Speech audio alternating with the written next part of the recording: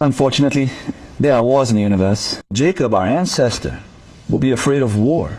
He will be afraid of the war he might have with his brother, his own brother, Esau, because there is conflict between the two. And the text tells us that Vayichla'h. It uses two terms expressing Jacob's fear, anguish, and dread. No. Obviously our masters wonder, but what's his story? Why two terms to talk about fear? What fear are we talking about?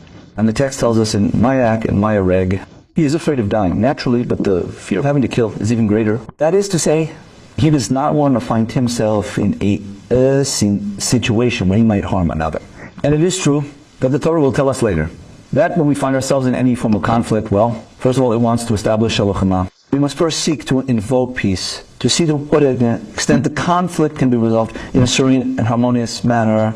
It is not easy, especially in a world in which very often what is said is not done afterwards, and relationships of trust are lost, are altered by realities that are not always very pretty, but nevertheless that is the state of mind. I do not want, obviously, and it is human for anyone to hurt me, but I do not want to find myself in a situation where I risk hurting the other.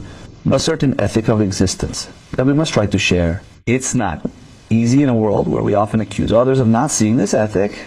It's not up to us to know what's going on with others, but to perhaps try to see if we're trying to implement this at home. So good luck.